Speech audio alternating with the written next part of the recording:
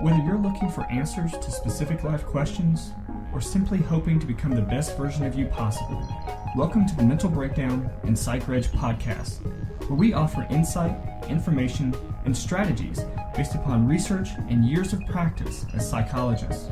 So sit back, have a listen, and get connected with our hosts, Dr. Berney Wilkinson and Dr. Richard Marshall. So far this week, we've talked about why kids lie, and we have talked about how to raise happy children. And today we're going to talk about some of the downfalls, some of the problems with certain types of parenting styles and parenting approaches. I have to tell you, I have a college-age daughter. You and I both do. And yesterday she sent me a message that said, "Okay, Dad, now you know why we lie." I haven't talked to her since she sent the message, but I need to follow up on that and see what she meant. So she's listening. Well, so that was good. It was evidence that she was listening to the podcast. But I have to see what she means by that now. That's right. Mm-hmm. That's right. But and yesterday we talked about raising happy children. Mm-hmm. And today we're going to talk about some of the problems with certain parenting approaches and what happens when parenting kind of goes bad. That's right. When children lie or when children don't meet our expectations, or they do something that's not part of our family value system, or they don't do something that is, or they fail to do something that is, we tend to react. Right. Okay. And so today we want to talk a little bit about parental reaction. Right. Mm-hmm. One of the ways, one of the recurring themes, I think, in working with parents is they will talk about, applying consequences, punishment. Is usually what they mean when they say consequences. Applying consequences with the goal of causing some discomfort. Right. Mm-hmm. Because intuitively, that should work. If I cause enough discomfort, my child will do what I want. Right. So what their goal is to figure out what is the best way to, for lack of a better word, hurt the child. Create the most pain. For the child, so that it would hopefully discourage them from engaging in whatever behavior it is that they were doing. And goodness, we understand the intuitive appeal of such an approach. Certainly. We have all been tempted to use it, not only with our children, but with partners or employees. Or it just has an intuitive appeal that if you punish somebody severely enough, if you cause enough pain, if you cause enough discomfort, surely the person will stop. Right. And it's interesting because I taught last night. I had class last night and was talking about some of our approaches to things here, especially in our culture in the United States. And we want results now. That's right. Yeah. And what this kind of parenting does, what this kind of application of consequences through punishment and whatnot, what it does is it gives some level of satisfaction to the parent immediately, because the parent feels, I'm doing something. I'm applying a consequence that is surely going to stop the child from engaging in that behavior. It is so difficult to convince parents of that yes, you are doing something.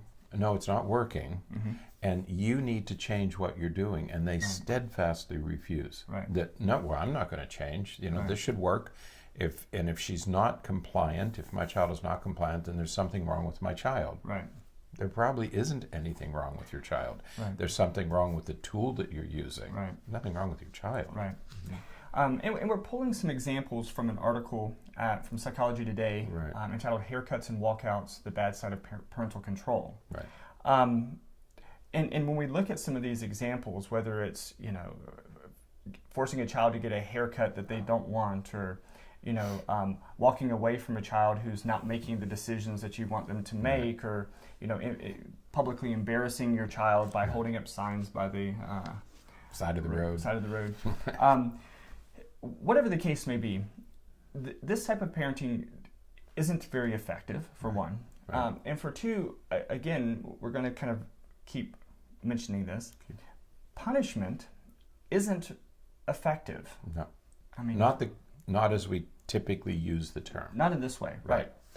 And it makes me want to pull my hair out sometimes when parents talk about some of these punishment techniques that they're using and say, well, I have to keep doing this because he's doing this.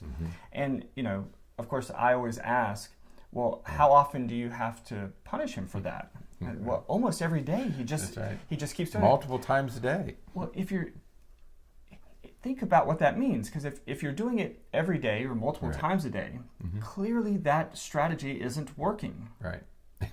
Right. To put this in some larger context, just so you know where we're headed, parenting is about two things typically. It's about how you react to your children and how much control you need, okay? And that's really what we're talking about, is how do I react and how much control do I need? Because when we're talking about parenting styles, the 4 parenting styles, it's really about how much control you want to have as a parent.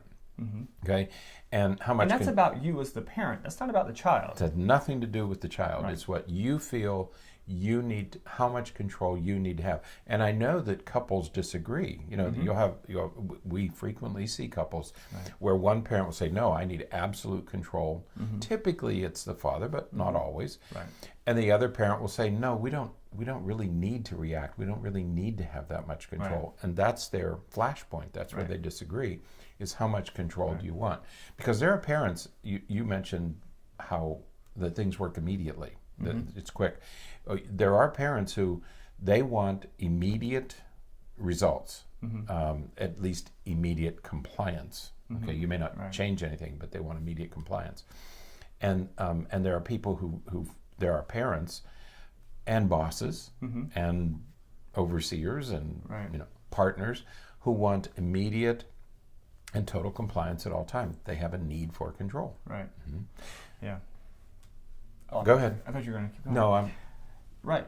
And once again, that is more about you as the parent than it is about anything to do with the child.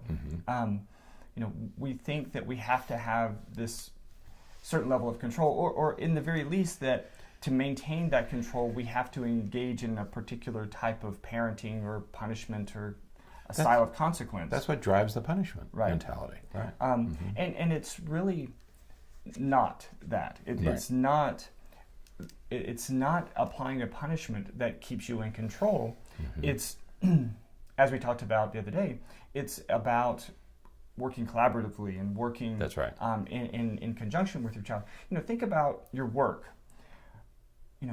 Sure, you probably have had experiences where you worked with somebody who was authoritarian, and they came in and they told you and demanded you do this and demanded you weren't very happy at that job. Right. I would guess. That's right. It's a good analogy. In comparison, you've hopefully had jobs where your boss is a little bit more collaborative, kind of works with you, encourages you. He was still the boss. You still respected that person, but he wasn't authoritarian, and it was more collaborative and more of a warm environment that you were working in, and you probably enjoyed working there much more than you did the other. So, why would parenting be any different? You can gain. I don't like the word respect because of the way that we typically use it, but we can gain respect and control and all of that in our home with our children without being, that iron fist. Yeah, when I'm thinking about parents who really want that immediate response, that immediate reaction, the immediate obedience meter goes up. That by God, when my kids really respect me, and there is this value that we place on that sort of parenting, but the path to that is not through punishment, not hurting your children, because what we're talking about today is we're talking about psychological control, psychological manipulation. Okay, the title of this is Haircuts and Walkouts, and the issue with the haircut is that the mother allowed her daughter. It sounds like it was a divorced family of divorce. And the mother allowed her daughter to get highlights. The dad disagreed. So she had long blonde hair with highlights, and the dad forced her to have her hair cut. That's public humiliation. That's what people did after World War II to humiliate people who cooperated with Right. the enemy. I mean, that's a severe sort Right. of degradation Mm-hmm. of violating somebody's body. Right. Okay, that's your body, and the other issue was that it was signing day Right. at a college football. And apparently the mother wanted the boy to make one choice and he wanted to make another. And when he made his choice, she actually walked out. It was being televised. And it was shocking to see her walk out because he had made a choice that she didn't want him to make, instead of rejoicing in his success. Right. So this is psychological warfare. Right. And psychological manipulation is still, the problem with it, if you're tempted to do it, the problem with it is it's still exploitation of your parent-child relationship. Right. There should be, we talked yesterday about attachment parenting, okay? There should be a bond between a parent and a child. And to manipulate people emotionally and psychologically is still an exploitation of Right. that bond. And Right. that's what you want to avoid, of exploiting what should be a close personal relationship. Yeah. And I think one of the biggest problems I have with I'm a fan of most social media. Fan comes from the word fanatic. I'm okay with social media, and I'm okay with posting videos. Obviously, we're going to post this video and all that. But I really have a problem with situations where people will engage in some form of public punishment of their child. Again, we've seen videos of fathers who make their daughters stand with a sign next to the road and say, I lied to my father or something like that, and sitting out there with a sign. Or we've seen parents film, sort of these embarrassing haircuts, and they'll film them and put them, post them online. And while that's disgusting, to say the least, I think that what is equally disgusting is the fact that so many people rally behind these people. That's what we need more of. We need more parents who will do that. More parents who will stand up and not let their kids, Remember the video of the father who shot the daughter's computer with his pistol? Yeah. Remember that? And people were cheering, by God, that's what we need. Right. We need more dads shooting bullets into computers. Yeah. Show them who's boss. It's senseless. So there are just better ways to do it. Right. Better, more effective, and that won't damage your relationship. Right. I mean, to me, the most important thing is your relationship. Right. What kind of a relationship do you have with your child? Right. And you don't ever want to do anything to damage that relationship. Right. That would harm it. I Right. mean, what's worth damaging a relationship with your child? Right. And one of the things I always go back to with working with parents is, would you rather your child do the right thing because they know it's the right thing and they understand the importance of doing the right thing, or would you rather they do the right thing because they fear getting in trouble if they don't do it? Yeah, why would we want to teach our kids to behave out of fear? It again just doesn't make sense to me. It doesn't make intuitive sense that that's the way that we would want to be raising our children. For a short time, my son, he was an adult, or a young adult, older teenager, had a hairstyle that none of us approved of. Right. Okay?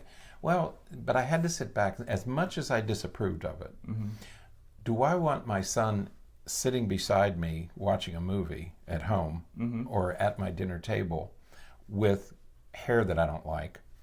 Or do I want to alienate him and push him out of my life? Right. That's a no-brainer. Right. I mean, I can tolerate his hair for the sake of the relationship. Now, I realize there are limits. Right. Okay. If my son is doing heroin in the bathroom, that's a completely different set of circumstances. Right.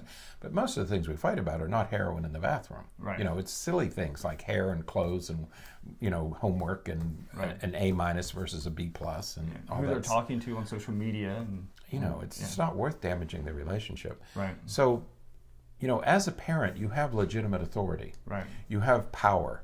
But you need to be careful how you exercise that power, and you don't want to ever do anything that will damage, and not just a parent, a partner, a boss, a supervisor. You don't want to do anything to damage the relationship. Right, absolutely. So be mindful of that as we kind of go through some of the rest of the week. We're going to talk tomorrow about the difference between how the importance of how we interpret kids' behaviors. Right. Are we seeing it as a skill deficit, or are we seeing it as intentional behavior? And so we're going to. I can't wait to talk about that tomorrow. Yeah. But before we leave today, I'm going to link today to what we talked about yesterday. At the end of yesterday, you were talking about the transition from attachment parenting to detachment parenting. And the same thing can be said about control. Right. When children are little, you have to exercise complete control over what they eat and how they sleep and what they play with, and keeping them safe. So in the early days, you have total control. Okay, as children age, you want to release some of that control. Right. So when they get to middle school, let's say, or high school, now you have control with boundaries. Yes, you can take the car and go out, but you have to be back by midnight. Right. Yes, you can do this, but you set boundaries as you gradually release, give up, relinquish some of your control. Right. Because by 18 or 19, you want your child to be able to make their own decisions safely and sensibly.